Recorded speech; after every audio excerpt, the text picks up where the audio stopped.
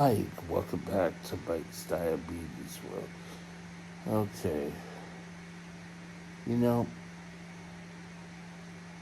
I just got a message from my diabetic nurse and saying how last week was pretty good.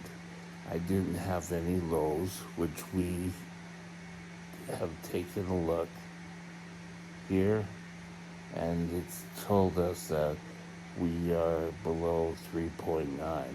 My highest that week was 15, and when I was 15, I think twice, I did a ketone test, and the ketone test came out with between 0 and zero point 0.5.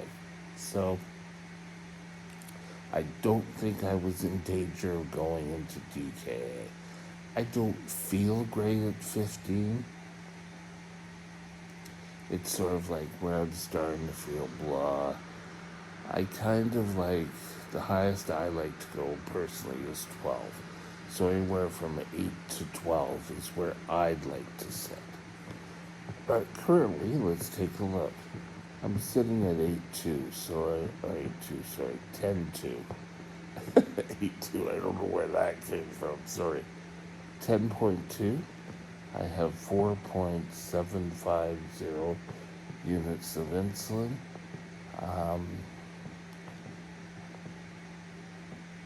Being quite active with corrections today, and basal rates been going, and they've been up and down all over the place. So, I think we're doing okay. Today, I want to talk to you about stopping the madness about controlling your type 1 diabetes. For if you have been diagnosed with brittle diabetes, this may not necessarily be the video for you, even though you may learn something from it.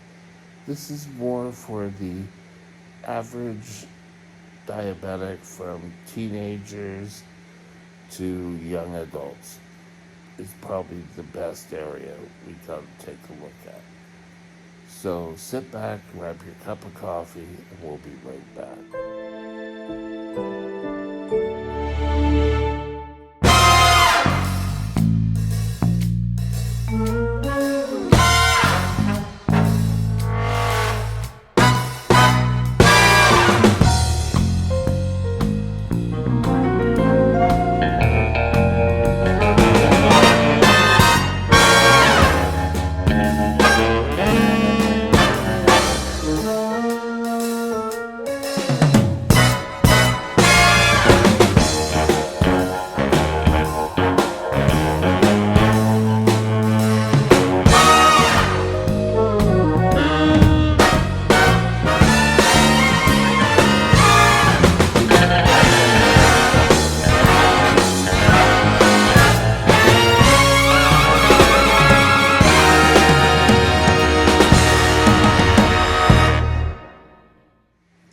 It's kind of funny.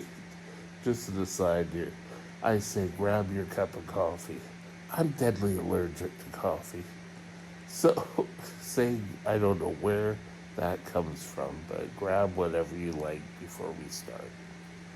Okay, I want to introduce you to my friend. This is diabetes. I like to keep diabetes between 8 and 12. This here is where I like to keep diabetes. And I illustrate it this way because I can keep an eye on it. I know what it's doing. There are times where it's right here. And it's hard to say, okay, you're under tight control. So, what's going on here? That's what you really have to understand, and that's why I labeled this video Stop the Madness. Because as a youngster, and I been there. I've done it. Oh, that I wish I could have gone back and said, okay, I'm going to watch more of how I control my diabetes. But I was kind of like, I don't want to call myself the arrogant teenager, but none of those, or what are they called, complications were going to happen to me. I really wish I could have slapped myself silly. That I do know that complications can happen. So, where do we go from here? Is if you have not necessarily been following your doctor's guideline, is you should go in, make an appointment with him, and be truthfully honest. If you're under, in BC it's 19, but the age of majority, take your parent with you and say, okay, I have not been honest with you. It will be a hard discussion you're going to have, but you need to do that. You need to make a commitment to yourself. And that's kind of like all these self-help groups keep saying, oh yes, just believe in yourself and things will go great. Not quite. But you have to make an acceptance that you have type 1 diabetes. And I think all those years of where I was left with the disease and tried to control it myself, it was here every single day. I'd be at work and would drink 2 liters of water, or let's be perfectly clear, it was 2 liters of Coke, because I had taken so much insulin to get to work. And it was just an ongoing, my blood sugars were going like this. I, at that point, was on 2 shots a day of insulin, but I didn't modify my medication whatsoever. I just stuck with those 2, but I'd eat whatever. And back then, we had a diet. You had to always have this diet. Your blood sugar was something that wasn't taken because we did urine tests, but my blood sugars were right in my face every second of every day.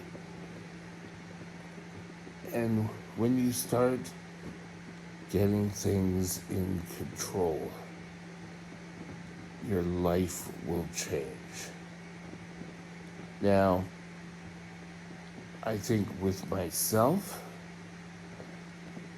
I was brittle, and I didn't know I was brittle. I kept thinking, why can't I control my diabetes? Where other teenagers in support groups I had were all getting on these new plans and bring their blood sugars right down. I couldn't do that. So I guess in a way I sort of gave up on myself. But you need to stop that. You need to come up with yourself and develop yourself and learn how to control your diabetes, whether you're on a pump, which I wish I was on my pump back then. There it is. Or multiple daily injections. You need to do it not for your husband, not for your wife, Not for your brothers, not for your sisters, not for your mother, not for your dad, for you. You need to take control of your diabetes for you. Whether you're a 13-year-old, 28-year-old, 78-year-old, 60-year-old, 50-year-old, you need to do it for you. And there were a whole bunch of thoughts going through my head in my early diabetic years. One was, all these people telling me what to, they don't have to live with diabetes like I do. And I think that was the reason why I couldn't stop it. And I think when I finally got things under control for me, I got an excellent endocrinologist who stuck with me. I had her for 20 years. I then made a commitment to me and said, you know what? I'm going to do it for me. I wasn't going to do it to kind of prove to my parents. And one thing that never changed, every time my parents asked, until both of them have since passed, but would always ask, how's your diabetes doing? Oh, it's doing great, even though I was fighting with it every single day. I would say, oh, it's going great. My endocrinologist, I could be real with her. And now, my second endocrinologist, I can be real with him. What you need that two-way street. And the first step is to be brutally honest with him that you haven't been following the rules or the guidelines that you need to set up with him, or some other doctor and him set up, or you set up.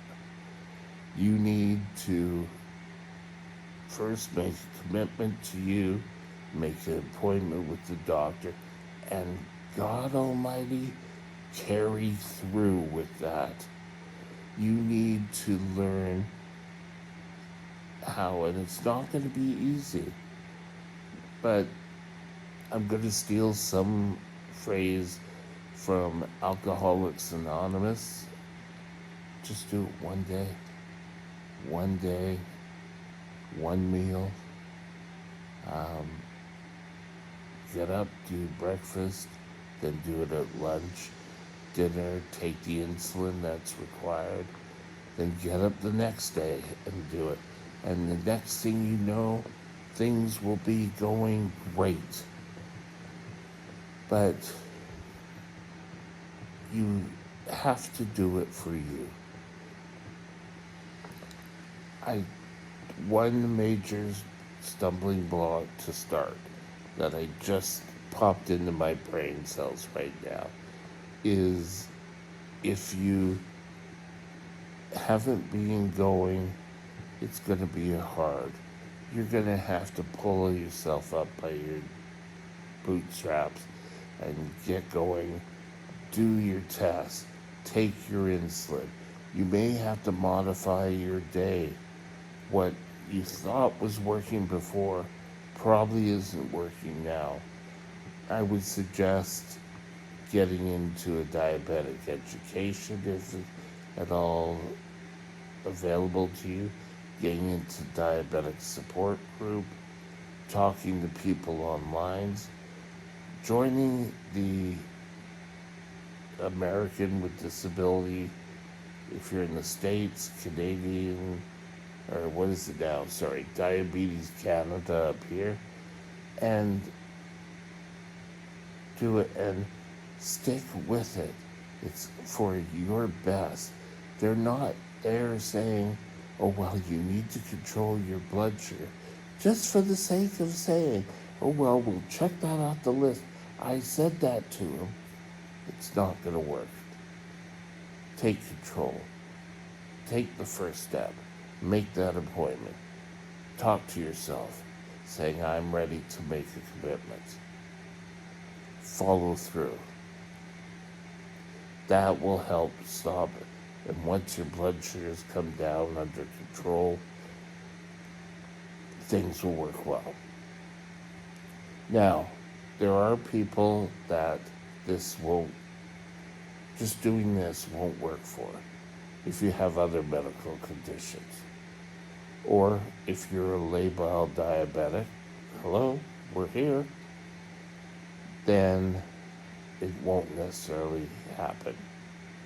But it's still worth trying. I still try every single day to get blood sugars under control.